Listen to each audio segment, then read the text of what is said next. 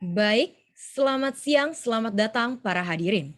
Inilah debat retorika kelas A1 untuk kelompok 3 dan 4. Perkenalkan, saya Mutiara Azahra selaku moderator dalam sesi debat kali ini. Negara Indonesia adalah negara hukum. Hal tersebut dibuktikan oleh pasal 1 ayat 3 Undang-Undang Dasar Negara Republik Indonesia tahun 1945. Sementara korupsi sendiri merupakan sebuah perbuatan melawan dan melanggar hukum. Hal ini dilihat dalam definisi korupsi yang diatur dalam Undang-Undang Nomor 20 tahun 2001 tentang pemberantasan tindak pidana korupsi pasal 2 ayat 1. Dengan dilatar belakangi hal tersebut, mosi yang akan ditarik pada sesi perdebatan kali ini adalah hukuman mati bagi koruptor. Hukuman mati bagi koruptor menjadi permasalahan yang dilematis di Indonesia. Setidaknya ada dua ruang tarik-menarik mengenai pro dan kontra terkait hukuman mati bagi koruptor. Maka dari itu, kedua belah pihak pro dan kontra pada sesi debat kali ini akan memaparkan pandangan serta argumen mereka terhadap mosi yang telah disebutkan. Sebelum kita masuk ke dalam perdebatan, izinkan saya untuk membacakan teknis debat yang akan menjadi acuan pada perdebatan kali ini. 1. Moderator sebagai chairperson dan timekeeper. 2. Sistem debat yang digunakan adalah sistem Asian Parliamentary atau Parlemen Asia. 3.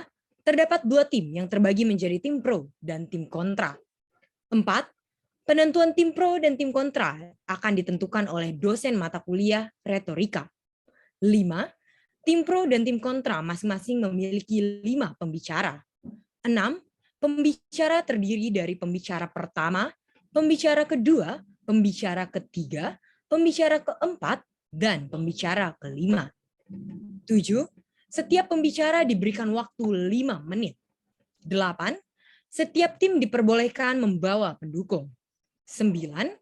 Pendukung diberi keleluasaan untuk memberikan argumentasinya pada pembicara kedua, ketiga, dan keempat. 10. Reply speech disampaikan oleh pembicara pertama, kedua, ketiga, atau keempat. 11. Diperbolehkan untuk mengajukan interupsi di antara menit ke-1 dan ke-4, dan hanya pada pembicara utama, tidak pada reply speech. 12. Pembicara diberikan hak untuk menolak interupsi sebanyak 2 kali pada waktu ia menyampaikan argumentasinya. 13. Pihak yang mengajukan interupsi akan dipersilakan oleh moderator untuk melakukan interupsi setelah menerima 2 kali penolakan. Baiklah para hadirin yang terhormat, mari bersama-sama kita saksikan debat retorika kelas A1 untuk kelompok 3 dan 4 dengan mosi hukuman mati bagi koruptor.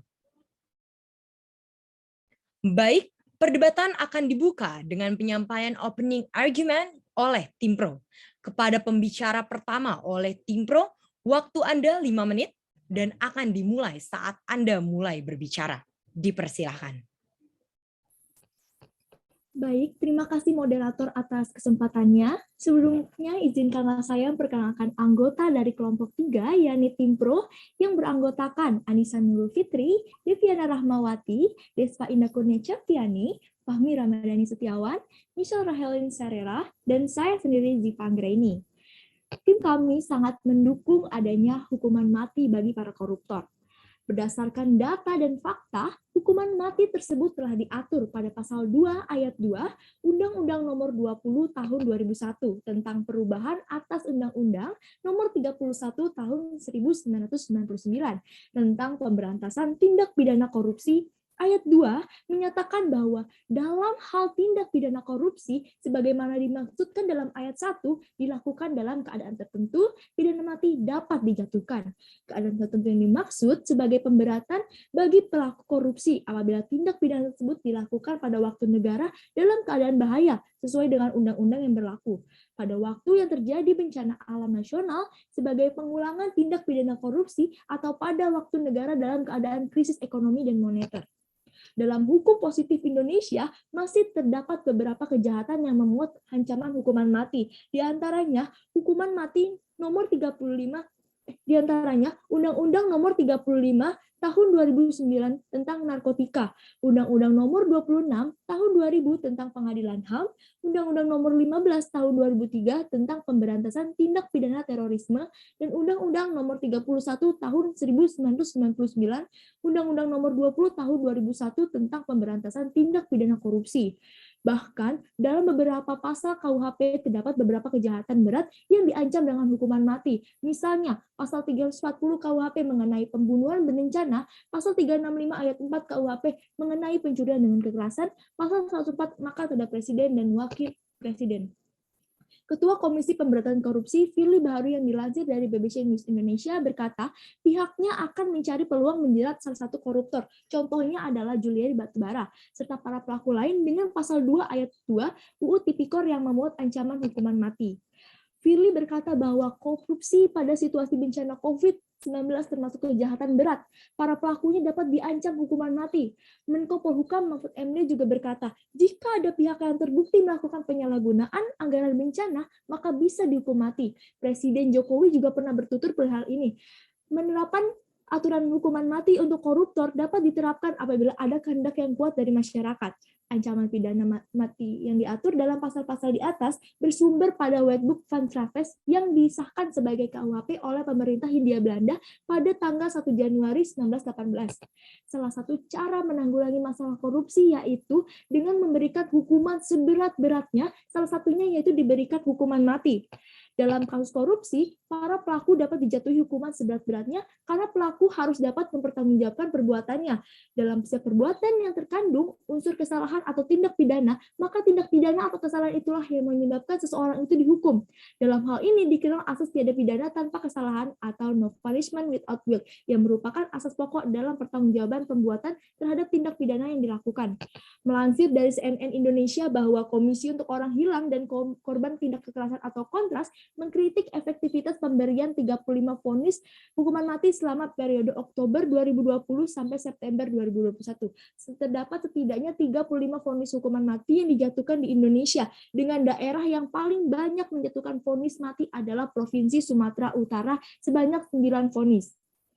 Lalu bagaimana pandangan Islam terhadap tindakan korupsi ini? Berdasarkan sebuah jurnal akademik tentang korupsi dalam Islam, Islam memandang korupsi sebagai perbuatan keji.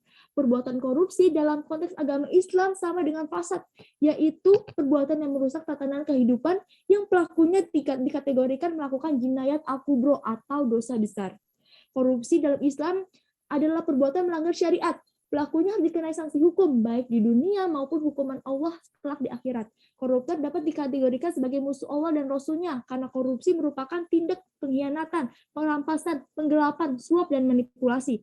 Tindakan seperti ini jelas dilarang Al-Quran, dan pelakunya secara otomatis akan menjadi musuh Allah Subhanahu wa Ta'ala dan Rasul-Nya. Ketika melakukan tindakan pidana korupsi, seorang koruptor telah buat khianat, tidak saja kepada bangsa dan negara, tapi juga kepada agamanya. Pengkhianat adalah orang yang paling dibenci Allah Subhanahu wa Ta'ala. Karena itu pada tahap tertentu seorang pengkhianat dapat dijatuhi hukuman mati. Karena pada hakikatnya koruptor adalah orang yang tertutup mata hatinya atau kufur. Mungkin hal tersebut yang dapat saya sampaikan, saya kembalikan pada moderator. Baik, Ziva, that's such a strong opening argument, bukan begitu? Sesi akan dilanjutkan dengan penyampaian opening argument oleh tim kontra. Kepada pembicara pertama dari tim kontra, waktu Anda 5 menit dan akan dimulai saat Anda mulai berbicara. Dipersilahkan. Oke, baik. Moderator, terima kasih. Assalamualaikum warahmatullahi wabarakatuh. Selamat siang semuanya. Sebelumnya perkenalkan, nama saya Natania Raisa sebagai pembicara pertama, dan saya di sini bersama dengan rekan-rekan saya, yaitu ada Fania Akwan sebagai pembicara 2, lalu Muhammad Aufa sebagai pembicara 3, Bilkis Nidlia sebagai pembicara 4, dan terakhir Sahrul Daulay sebagai pembicara 5. Mengawali argumentasi dari kami seperti yang kita semua tahu ya, saat ini sudah banyak perbincangan mengenai hukuman mati untuk para koruptor. Koruptor adalah orang yang melakukan korupsi, yaitu tindakan memperkaya diri sendiri atau mengutamakan kepentingan pribadi. Tindakan korupsi ini dapat merugikan banyak pihak, baik masyarakat maupun negara. Oleh karena itu jelas korupsi harus diberantas. Lalu ada hukuman mati yang seperti dikatakan oleh tim pro tadi, hukuman mati telah diatur pada Pasal 2 Ayat 2 Undang-Undang Nomor 20 Tahun 2001 tentang perubahan atas Undang-Undang Nomor 31 Tahun 1999 tentang pemberantasan tindak pidana korupsi. Namun hal itu belum terbukti sejauh ini. Sebagai pihak kontra terhadap mosi ini, kami menyatakan ketidaksetujuan atas pemberlakuan hukuman mati. Kenapa? Karena menurut kami hukuman mati ini tidak efektif. Kami menyatakan hal ini atas bukti-bukti yang telah kami dapatkan. Banyak negara-negara yang telah memberlakukan hukuman mati dan yang dihasilkan adalah ketidakefektifan. Salah satunya terjadi di negara China, yang di mana penerapan hukuman mati di China ini tidak semata-mata hanya karena penegakan hukuman bagi koruptor. Akan tetapi hal itu juga dilakukan untuk meningkatkan kredibilitas politik internasional China yang merosot akibat praktik korupsi di pemerintahannya. Namun, walaupun telah diberlakukan hukuman mati bagi para koruptor, Beijing yang merupakan ibu kota dari China ini masih menduduki peringkat 80 dalam indeks korupsi pada 2020. Sama seperti 2013, yang berarti hukuman mati itu tidak menunjukkan dampak yang efektif. Lalu juga mengutip studi di California, Amerika Serikat yang mengatakan bahwa pelaksanaan hukuman mati ini lebih mahal dari hukuman seumur hidup. Sebab saat praktiknya banyak tenaga sumber daya yang harus disiapkan, seperti pengamanannya, proses, dan sebagainya. Mungkin bukan hanya mengembalikan uang negara dan rakyat, dengan adanya hukuman mati ini justru malah akan menambah beban negara karena pembiayaannya yang cukup mahal. Lalu ketidakefektifan ini juga dapat dibuktikan dengan adanya hukuman mati untuk para pengedar narkoba yang ternyata tidak menyudutkan para pelakunya. Selain itu, Indonesia juga adalah negara demokrasi yang dimana harus mendengarkan pendapat mayoritas untuk membuat keputusan. Presiden Joko Widodo juga pernah mengatakan tidak menutup kemungkinan soal hukuman mati asalkan keinginan tersebut datang dari rakyat. Dan dari pencarian yang kami lakukan, itu mayoritas masyarakat tidak setuju dengan adanya hukuman mati. Jika tetap diwujudkan, maka tidak akan memungkiri bahwa akan terjadi kerusuhan di antara masyarakat. Mungkin sekian opening yang dapat saya sampaikan. Terima kasih banyak, saya kembalikan kepada moderator. Baik, Natania, waktu masih tersisa 1 menit. Apa sudah cukup? Cukup. Baik. Suasana sudah mulai memanas situasinya. Sekarang sudah saatnya kita tambah suasana panas ini dengan dimulainya sesi debat yang akan disampaikan oleh tim pro. Kepada pembicara kedua dari tim pro, waktu Anda 5 menit dan akan dimulai saat Anda mulai berbicara. Dipersilahkan. Baik, terima kasih moderator. Perkenalkan, nama saya Misalnya Helen Sarara. Saya akan memberikan tanggapan mengenai Natania. Fenomena korupsi ini membuat masyarakat gerah dan marah, sebab perilaku korupsi telah mengambil hak-hak rakyat secara paksa. Akan tetapi, penegakan hukum atas pelakunya tidak berjalan dengan baik. Koruptor kebanyakan dihukum ringan, padahal undang-undang memberikan ancaman hukuman pidana mati kepada pelakunya. Masyarakat berharap agar perilaku korupsi dihukum dengan seberat-seberatnya, sehingga keadilan dan kesejahteraan masyarakat bisa terpenuhi.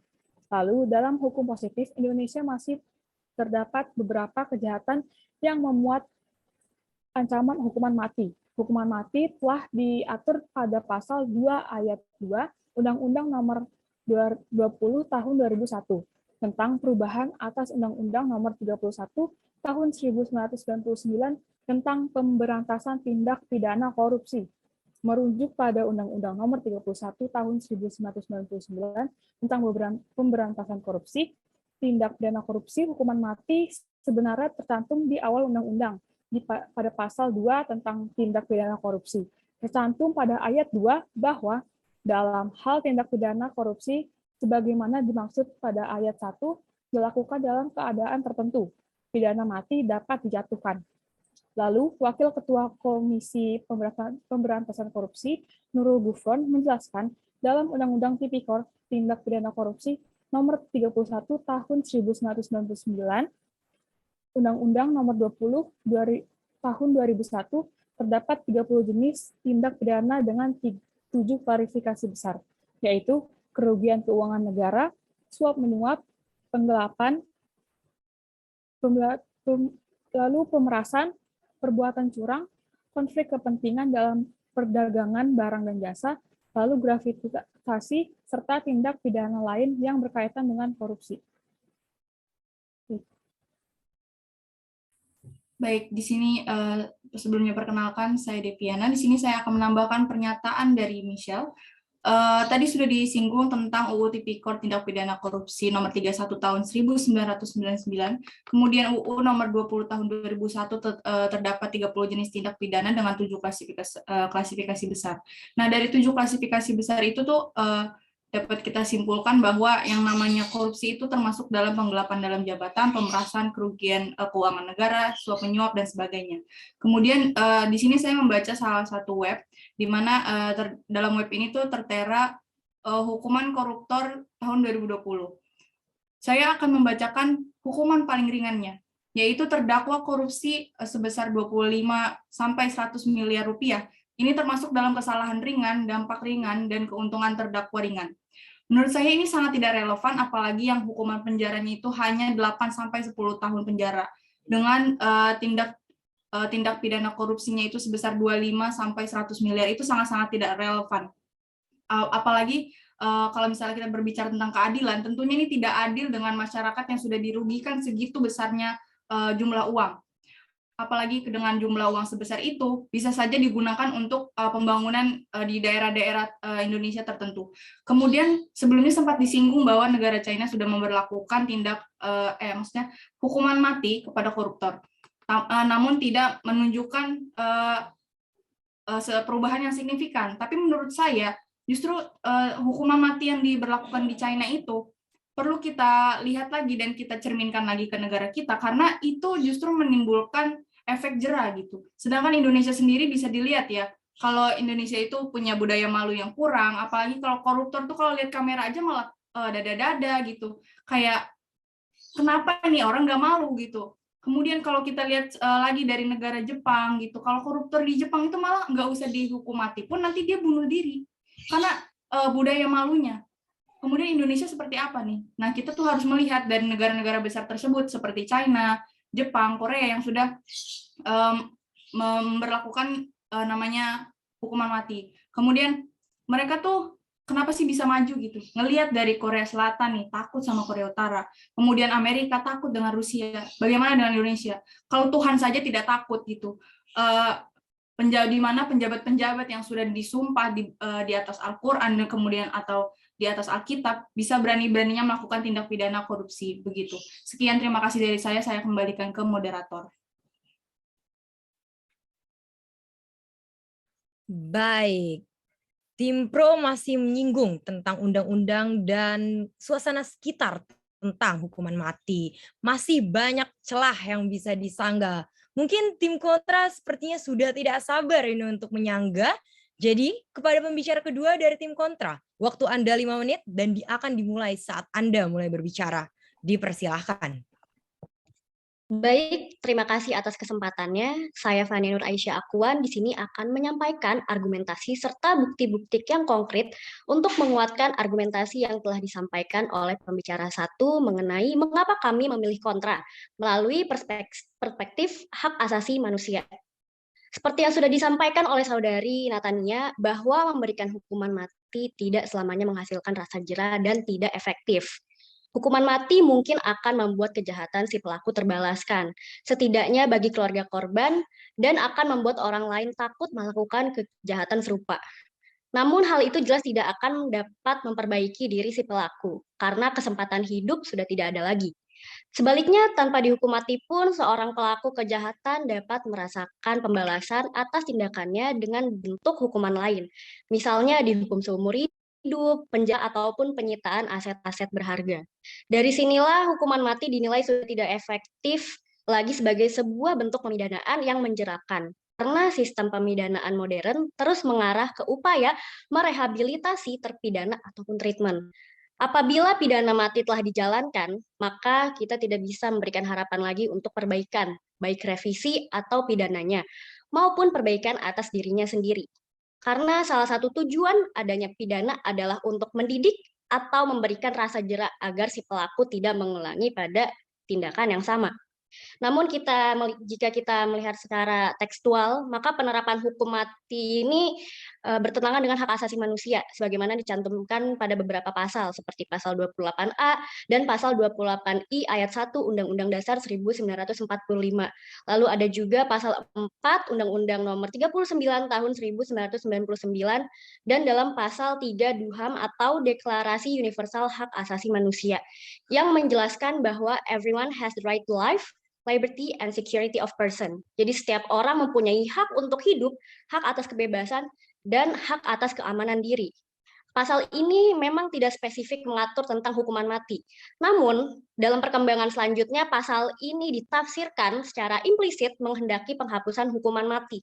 Hal ini dibuktikan dengan dikutipnya pasal 3 DUHAM di dalam konsideran dalam instrumen-instrumen internasional yang bertujuan untuk menghapuskan hukuman mati.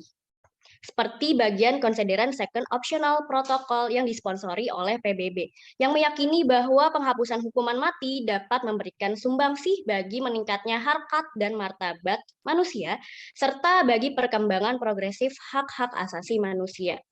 Selain itu, criminal justice system is not infallible. Sistem peradilan pidana tidaklah sempurna. Berkaitan dengan hukuman mati, maka kekeliruan tersebut dapat berakibat fatal karena penerapan hukuman mati ini bersifat tidak dapat diubah. Orang yang telah dieksekusi mati tidak dapat dihidupkan kembali lagi walaupun di kemudian hari, misalkan bahwa orang yang bersangkutan dinyatakan tidak bersalah. Sekian pendapat dari saya kembalikan kembali kepada moderator. Baik, waktu Anda tersisa 1 menit. Apa sudah cukup? Dari saya cukup. Baik. HAM sudah mulai dibawa-bawa ini ke argumen, tetapi hal tersebut belum menutup kemungkinan untuk tidak disanggah. Bukan begitu? Baik, kepada pembicara ketiga dari tim pro, waktu Anda 5 menit dan akan dimulai saat Anda mulai berbicara. Dipersilahkan.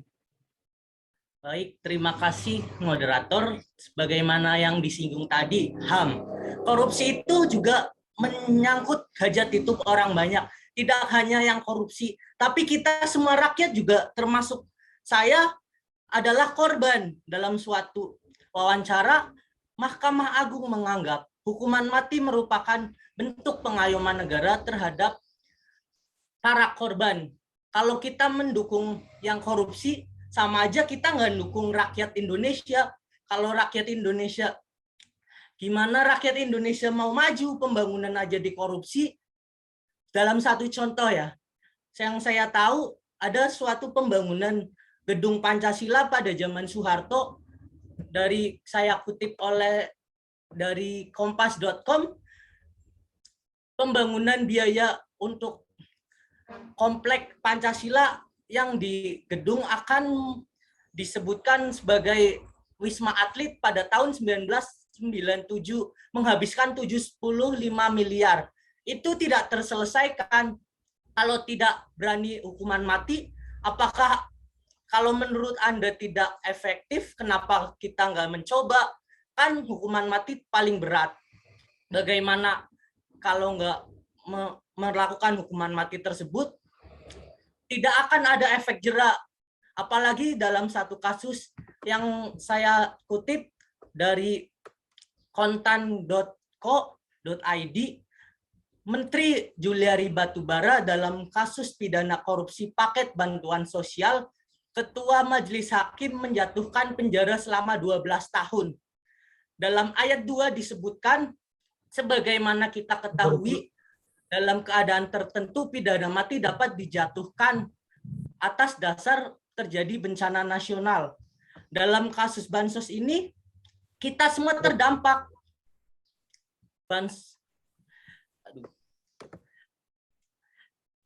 Majelis Hakim mempertimbangkan karena ada salah satu hukuman untuk mendapatkan cacian dari mensos, dari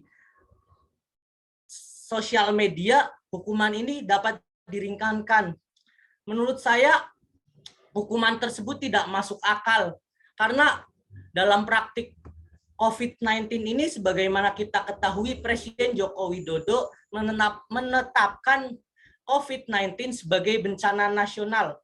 Di pasal 2 kita tahu korupsi dapat dihukum mati karena bencana nasional. Penyebaran COVID-19 tersebut dapat dikategorikan sebagai bencana nasional. Saya tegaskan lagi. Hal ini berdampak pada sektor ekonomi, kesehatan, dan sosial. Laporan ECW, Indonesian Corruption Watch, menunjukkan bahwa interupsi sudah diajukan selama 2 kali. Silakan untuk pengajuan interupsi. Baik, apakah suara saya terdengar? Terdengar, silakan. Baik, Saudara Fahmi tadi menyebutkan kalau Indonesia bisa mencoba hukum pidana mati ini. Kan kita tahu tadi teman atau Saudara Deviana juga menyebutkan kalau negara Cina dan juga negara Jepang itu negara besar yang sudah melakukan hukuman mati. Bagaimana kita Indonesia bisa mencoba gitu? Kita kan bisa lihat negara Cina sudah melakukannya. Apakah kita harus mencoba dulu baru bertindak lanjut gitu? Terima kasih. Baik, saya jawab ya. Boleh moderator? Waktu tersisa, silakan menjawab. Dalam suatu laporan Indonesian Corruption Watch menunjukkan kerugian negara akibat korupsi mencapai 2,6 triliun semester 1 di tahun 2021. Itu 2021 loh. Sekarang 2022. Kalau kita nggak mencoba, kasus tersebut akan berulang. Bagaimana mungkin? Ya, tapi kan korupsi... negara Cina sudah mencoba ya. Negara Cina sudah mencoba. Apakah kita nggak bisa belajar dari mereka gitu? Apakah kita harus mencoba dulu sebelum mengevaluasi yang sudah ada? Menurut saya begini ya, bagaimana manusianya kita untuk diedukasi untuk mendapatkan efek jera tersebut. Karena balik lagi ya, misal 12 tahun penjara, itu nggak mendapatkan efek jera, uang bisa kembali, baik, kita didenda. Fahmi, waktu Anda sudah cukup? Oke, terima kasih moderator. Baik. Panas sekali suasananya kali ini. Chat juga sudah mulai terisi oleh para anggota pembicara yang sedang menyampaikan argumennya. Akan tetapi debat kali ini akan tetap dilanjutkan tentunya. Maka dari itu kepada pembicara ketiga dari tim kontra, waktu Anda 5 menit dan akan dimulai saat Anda mulai berbicara. Dipersilakan. Baik, terima kasih moderator atas kesempatannya. Kenalkan, nama saya Muhammad Tafadul Hakim sebagai pembicara ketiga. Di sini saya akan melanjutkan menyampaikan argumentasi mengapa kami memilih kontra terhadap hukuman mati terhadap koruptor melalui perspektif hak asasi manusia. Pada pasal 28A Undang-Undang Dasar 1945 yang menyatakan bahwa setiap orang memiliki hak untuk hidup dan mempertahankan hidup dan kehidupannya. Lalu pada pasal 28I ayat 1 menentukan hak untuk hidup, hak untuk tidak disiksa, hak meredakan pikiran dan hati nurani, hak beragama, hak untuk tidak diperbudak, hak untuk diakui sebagai pribadi di hadapan hukum, dan hak untuk tidak dituntut atas dasar hukum yang berlaku surut adalah hak asasi manusia yang tidak dapat dikurangi dalam keadaan apapun.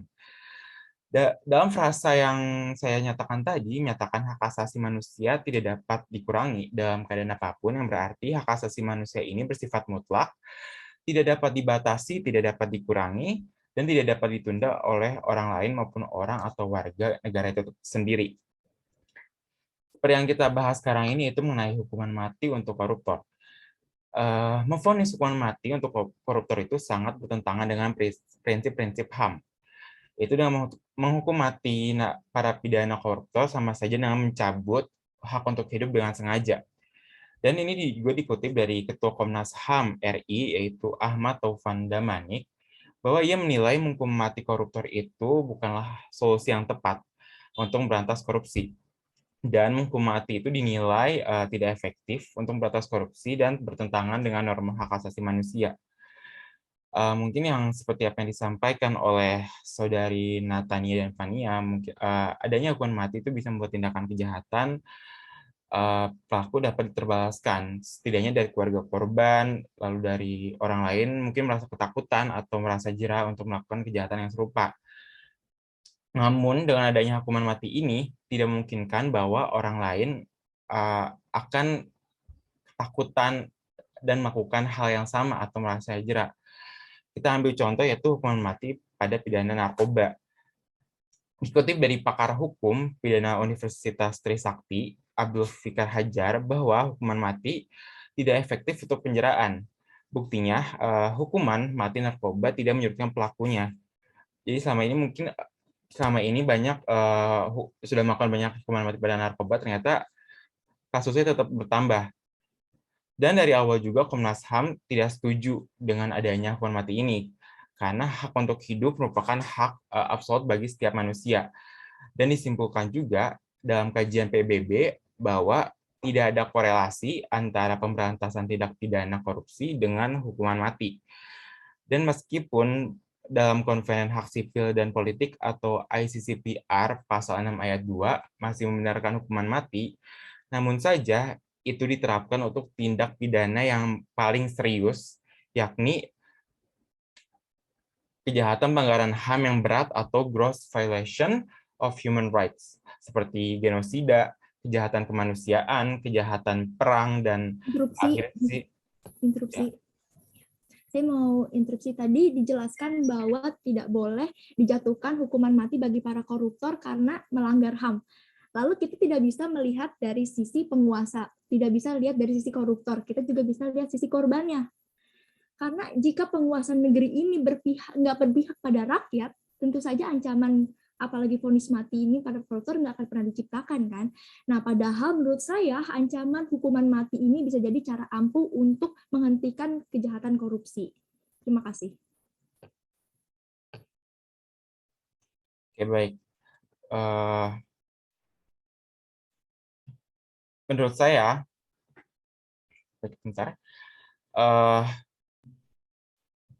hukuman mati seperti yang disebutkan oleh Abdul Fikar Hajar bahwa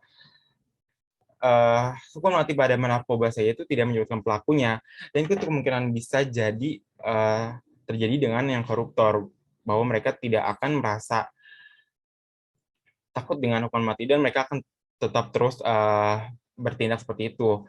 Nah, dan menurut saya hukuman mati yang paling efektif itu, membuat pelaku tersebut itu membuat jatuh miskin, yaitu dengan melakukan penyitaan seluruh aset kekayaan dan yang dimiliki koruptor, terus dilarang memiliki kartu kredit, dan dilarang menjadi pimpinan. Baik, Saudara Alfa, waktu Anda telah habis. Baik, terima kasih. Oke, baik. HAM dan undang-undang kembali ditarik. Suasana juga masih sepanas itu. Mohon untuk para anggota yang lain, chatnya tolong dikendalikan, karena bisa bikin yang lagi berbicara kurang fokus nanti. Baik, kepada pembicara keempat dari tim Pro, waktu Anda 5 menit dan akan dimulai saat Anda mulai berbicara. Dipersilakan. Baik, terima kasih kepada moderator atas kesempatannya. Saya akan menguatkan argumentasi dengan contoh dan fakta-fakta yang telah saya dapatkan, seperti yang sudah dijelaskan oleh pembicara 1, 2, dan 3 sebelumnya. Saya sangat mensetujui dengan hukuman mati bagi koruptor, karena kasus korupsi di Indonesia sangat banyak. Dengan hukuman mati tersebut, koruptor akan menjadi jera dan Indonesia akan terbebaskan dari kasus korupsi. Negara ini sudah rusak karena korupsi di mana-mana, bahkan terjadi pada pihak yang seharusnya bertindak di kasus ini, seperti jaksa, hakim, dan polisi. Hanya hukuman matilah yang dapat memberhentikan kasus korupsi. Hakim harus berani menerapkan hukuman itu karena sudah diatur dalam Undang-Undang Nomor 31 Tahun 1999. Bila dibandingkan dengan negara Arab, Indonesia harusnya menerapkan hukuman mati, karena hukuman mati di Arab sangatlah efektif dan dapat mengurangi kasus korupsi. Di Cina dilakukan pemutihan semua koruptor yang melakukan korupsi sebelum tahun 1998. Semua pejabat yang korupsi dianggap bersih, tetapi begitu ada korupsi sehari sesudah pemutihan, pejabat itu langsung dijatuhi hukuman mati. Kemudian hutang Indonesia sangatlah banyak kepada PBB. Pada tahun 2012, Indonesia mempunyai hutang sebesar 196 triliun dan itu disebabkan oleh korupsi. Bila tidak ditetapkan hukuman mati, maka Indonesia akan semakin banyak mempunyai hutang kepada PBB. Tidak benar bahwa pidana mati melanggar HAM. Bahkan MK sendiri menyatakan hal tersebut. Juga Undang-Undang Peradilan HAM nomor 26 tahun 2000 mencantumkan pidana mati. DPR sebagai lembaga perwakilan rakyat masih membuat berbagai produk legislasi yang mencantumkan hukuman mati sebagai pidananya.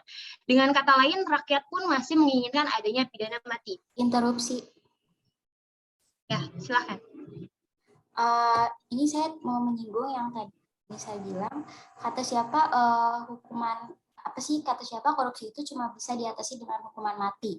Padahal hukuman mati aja belum dibuktikan dan justru malah di negara Cina dibuktikan tidak efektif. Lalu mengenai hutang-hutang negara, dari yang saya singgung di awal pembicaraan tadi, justru dengan adanya hukuman mati ini justru malah menambah biaya. Justru bukannya mengurangi hutang negara ya, justru malah jadi menambah pengeluaran negara. Oke, baik. Baik, terima kasih untuk Natania. Saya akan menjelaskan kembali ya, bahwa secara yuridis formal juga menerapkan hukuman mati di Indonesia memang dibenarkan. Hal ini bisa ditelusuri dari beberapa pasal dalam Kitab Undang-Undang Hukum Pidana KUHP yang memuat ancaman hukuman mati. Di luar KUHP tercatat setidaknya ada 6 peraturan perundang-undangan yang memiliki ancaman hukuman mati. Semisal UU Narkotika, UU Anti Korupsi, UU Anti Terorisme, dan UU Pengadilan HAM, UU Intelijen, dan UU Rahasia Negara. Selain itu, secara filosofis, penerapan hukuman mati juga diakui dan diakomodasi oleh konsep negara hukum Pancasila.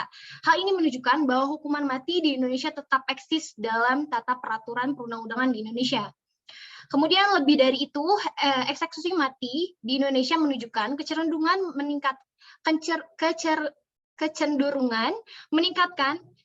meningkat sejak era reformasi. Meski masih mempertahankan hukuman mati dalam sistem hukum positifnya, namun sebagai negara yang menjunjung tinggi nilai-nilai HAM, negara Indonesia memperlakukan hukuman mati secara khusus, hati-hati, dan selektif. Kemudian secara garis besar, ada 3 teori mengapa kita membutuhkan pidana mati. Pertama, teori pembalasan, yakni untuk menyeimbangkan hak-hak dalam masyarakat. Kedua, teori perbaikan sebagai upaya represif. Ketiga, teori efek jerah sebagai upaya preventif agar terjadi penurunan tingkat kriminalitas dan perbuatan jahat dapat diberantas. Perlu diketahui, lebih baik membunuh satu persatu koruptor dan menyelamatkan jutaan masyarakat di Indonesia daripada harus mengkasihani koruptor namun merugikan jutaan masyarakat Indonesia.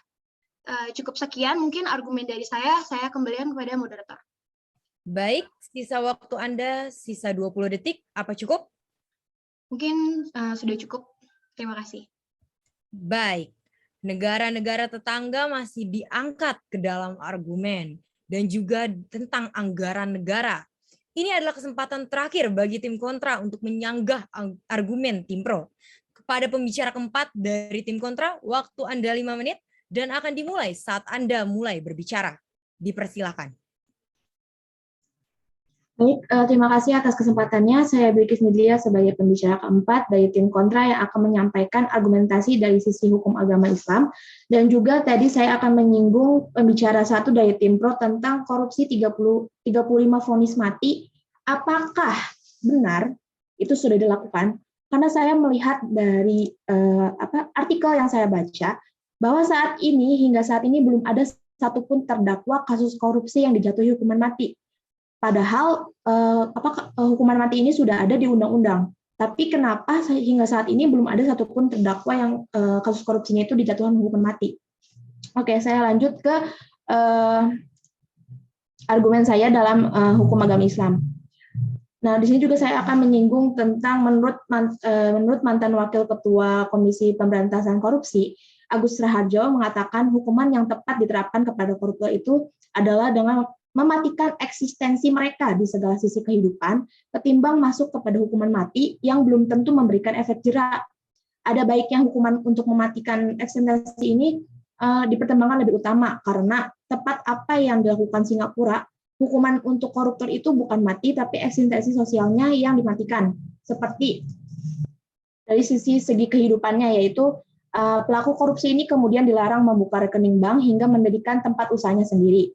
Lalu menurut beliau, mematikan eksistensi ini tersebut dengan memiskinkan koruptor, di mana negara kemudian merampas seluruh aset, harta, benda, kekayaan pelaku korupsi, karena seperti kasus KPK menyita aset dalam perkara dugaan tindak pidana ini dengan tersangka Puput Tantrian Sari dan suaminya Hasan Haminuddin. Pegiat anti korupsi ini menyebut masih banyak harta dan aset yang disembunyikan. Nah, berarti hal ini berarti kurang telitinya tim penyelidik untuk menyita secara keseluruhan, sehingga para koruptor ini merasa masih aman dan nyaman dengan masih adanya aset yang tersembunyi, sehingga korupsi ini masih terus terjadi karena tindakan jerat. Nah, sebagai salah satu pilar dalam pembentuk sistem hukum Indonesia, selain hukum barat dan hukum adat, hukum Islam itu memiliki kepentingan yang besar dalam memperjuangkan eksistensi. Dalam konteks di atas, hukuman mati yang diberikan untuk kasus-kasus tertentu, semisal narkoba, terorisme, dan korupsi, termasuk kategori hukuman tazir yang disebut dengan akad dan al-siyasi, yaitu hukuman mati yang tidak diatur oleh Al-Quran dan Sunnah, tetapi diserahkan kepada penguasa atau negara, baik pelaksanaan maupun tata cara eksekusinya. Namun, hukuman mati ini boleh diberlakukan oleh suatu negara jika dipandang sebagai upaya efektif menjaga ketertiban dan kemaslahatan masyarakat. Saya tekankan sekali lagi ya, hukuman mati ini boleh diberlakukan oleh negara, namun dipandang sebagai upaya efektif. Nah, sedangkan seperti yang rekan saya bilang, selaku pembicara satu menyebutkan bahwa sejumlah contoh-contoh negara yang menerapkan hukuman mati ini ternyata tidak efektif dan masih tetap tinggi nilai korupsinya. Seperti itu. Baik, terima kasih. Baik, waktu sisa 1 menit lebih, apa cukup? Baik, saya izin menambahkan. Saya dari tim kontra, teman-teman rekan-rekan yang lain sudah membahas dari sisi HAM, sisi agama. Tapi di sini yang perlu kita tekankan lagi dari sisi psikologi, dari sisi mental seseorang. Contoh sederhananya, seorang anak itu nggak dibolehin mandi hujan sama ibunya. Terus dia bangkang, terus dia mandi hujan, malamnya itu hak dia untuk makan malam, tapi nggak diberikan oleh ibunya. Hak dia tidak diberikan ibunya. Terus dia meninggal pada malam hari, meninggal.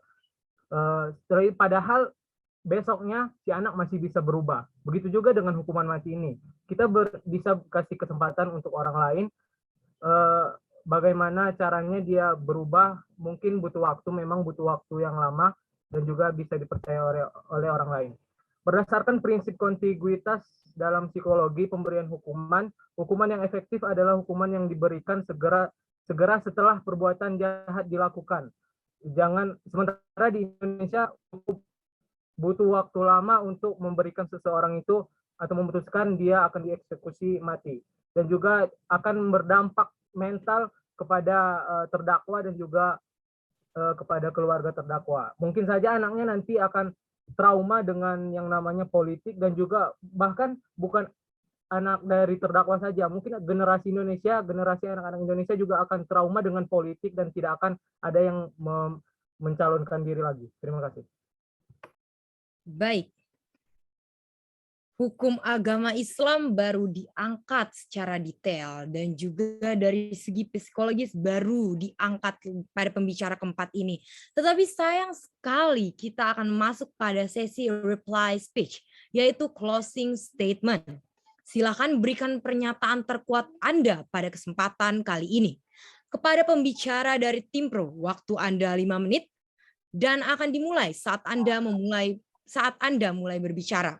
Dipersilakan. Baik, terima kasih untuk moderator sudah mempersilahkan saya untuk berbicara hari ini. Baik, dari perdebatan yang sudah terjadi tadi, dapat disimpulkan bahwa tindakan korupsi ini bukanlah hal yang baru terjadi di dunia ini, terutama di Indonesia sendiri. Dan ya, semuanya tahu, korupsi adalah tindakan yang sangat tidak bermoral yang pernah dilakukan oleh manusia.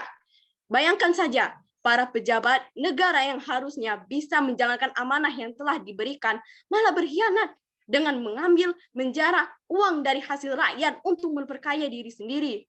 Dalam Islam sendiri, korupsi sudah termasuk kejahatan berat. Islam memandang korupsi sebagai perbuatan yang sangat keji. Perbuatan korupsi dalam konteks agama Islam sama saja dengan fasad, yakni perbuatan yang merusak tatanan kehidupan yang pelakunya dikategorikan melakukan jinayat al-kubro, yaitu dosa besar. Korupsi dalam Islam itu adalah perbuatan melanggar syariat. Oleh karena itu, solusi terbaik untuk membasmi pengkhianat dan perampas uang rakyat koruptor adalah dengan sanksi hukuman mati. Dengan sanksi ini, para koruptor diharapkan jera sehingga orang lain tidak melakukan hal buruk yang sama. Inilah makna yang tersirat dari kata la'allahum yantahun, agar mereka berhenti melakukan hal yang keji tersebut. Oke, saya ada quotes untuk menutup reply state hari ini. We need to tell each other stories. We need to show that everyone, our neighbors, our families, our community leaders, everyone we know is touched by corruption. By Jennifer Lawrence is an actress. Artinya, kita perlu saling menceritakan kisah kita masing-masing. Kami perlu menunjukkan bahwa setiap orang, tetangga kami, keluarga kami, pemimpin komunitas kami, setiap orang yang kami kenal tersentuh oleh korupsi. Sekian pernyataan statement dari kelompok pro. Terima kasih. Saya kembalikan kepada moderator. Baik, terima kasih. Waktu Anda tersisa 2 menit. Apa cukup? Saya rasa sudah cukup dari saya. Terima kasih. Mungkin saya ingin menambahkannya untuk tadi yang dibilang sama Saudari Bilkis. Kami sebelumnya, mohon maaf nih, tidak ada menyebutkan 35 vonis. Sebelumnya juga yang Saudari Ziva katakan itu 9 vonis di Sumatera Utara. Apa betul, Saudara Ziva? Ya, betul. Tadi, maaf izin, tadi juga saya mendengar totalnya itu ada 35, saya mendengar 35 vonis, dan yang paling banyak di Sumatera, itu 9 vonis. Seperti itu. Mungkin begini, itu hanya vonis, kemudian dalam pelaksanaannya biasanya koruptor itu entah nyogok, entah gimana, biasanya hukumannya bakal dikurangin atau bahkan hukumannya itu hanya beberapa tahun. Jadi kembali lagi seperti yang saya sebelumnya sebutkan, kalau hukum di Indonesia ini memang perlu dibenahi lagi untuk kedepannya seperti itu. Oke, izin menambahkan dari pernyataan Devi dan Desva bahwa Presiden Jokowi selaku pemimpin negara dan kepala KPK itu kepala KPK sangat setuju dengan adanya hukuman mati. Lalu mengapa tim kalian tidak setuju dengan hukuman mati? Karena sebagai seorang pemimpin pasti tidak hanya berpikir secara pendek, pasti mereka berpikir secara panjang tentang kedepannya bagaimana Indonesia. Seperti itu. Terima kasih. Baik, sudah cukup saya rasa. Tim pro sudah memaparkan semua materinya. Saatnya tim kontra menutup materinya. Kepada pembicara tim kontra, waktu Anda 5 menit dan akan dimulai saat Anda mulai berbicara. Dipersilakan. Ya, baik, terima kasih moderator. Jadi untuk penutupan ini yang dapat saya sampaikan ini, saya hanya ingin menegaskan bahwa kami tetap tidak setuju dengan mosi hukuman mati terhadap koruptor. Kami tidak menyatakan bahwa kami mendukung tindakan korupsi. Namun dengan adanya gambaran keberhasilan sejumlah negara maju dalam menekan praktik korupsi tanpa harus menerapkan hukuman mati, sudah sepatutnya Indonesia belajar agar tindakan-tindakan yang merugikan negara ini dapat diantisipasi sedini mungkin tanpa harus menghilangkan nyawa seseorang. Lebih baik tindak pidana yang dilakukan adalah saran dari beberapa pihak seperti yang dikatakan Direktur Eksekutif Institute of Criminal Justice Reform, mantan Wakil Ketua Komisi Pemberantasan Korupsi yaitu Agus Raharjo, Komisioner Pemantauan dan Penyelidikan Komnas HAM Khairul Anam yang menyarankan selain hukuman mati, solusi untuk memberantas korupsi adalah memaksimalkan langkah-langkah pencegahan melalui perbaikan sistem pemerintahan dan penegakan hukum agar memiliki tingkat transparansi dan akuntabilitas yang tinggi. mematikan eksistensi mereka di segala sisi kehidupan, diadakan denda, merampas semua harta benda, aset, dan fasilitas yang mereka nikmati, dan hasil korupsi tersebut. Dan tindak pidana yang paling beratnya adalah penjara seumur hidup. Hal-hal tersebut jika dilaksanakan dengan baik dan benar, maka para koruptor ini akan jera. Lalu saya punya quotes yang saya dikutip dari Lydia Maria Child yang bunyinya law is not law if it violates the principles of eternal justice, yang artinya hukum bukanlah hukum jika itu melanggar prinsip keadilan. Sekian dari penutupan dari tim kontra. Terima kasih banyak, saya kembalikan ke moderator. Baik, waktu Anda masih tersisa 3 menit. Apa cukup? Saya ingin menambahkan, boleh? Silakan. Baik, saya juga ingin menambahkan, menurut Komisioner Pemantauan dan Penyelidikan Komnas HAM, Khairul Anam, menyampaikan memberantas korupsi itu bukan dengan hukuman mati, tapi memastikan bahwa setiap proses tata kelola negara dilakukan dengan transparan dan akuntabel. Tata kelola negara yang baik dimulai dari hal yang paling sederhana untuk memerangi korupsi. Pertama, semua penanganan negara sampai level yang paling rendah dibuka kepada publik sehingga publik ikut mengawasi secara langsung. Kedua, transaksi tunai dibatasi sehingga pertanggungjawaban mudah dilacak. Dan ketiga, soal perizinan harus jelas, pembiayaan dan waktunya, termasuk budaya di kalangan pejabat yaitu pembatasan penggunaan anggaran publik untuk kepentingan pribadi. Sekian, terima kasih. Baik, saya rasa sudah cukup. Hadirin yang terhormat, inilah akhir dari debat retorika kelas A1 untuk kelompok 3 dan 4. Beri tepuk tangan yang meriah untuk kita semua. Dengan berakhirnya debat kali ini, saya Mutiara Zahra selaku moderator pamit undur diri. Selamat siang, sampai jumpa pada kesempatan lainnya.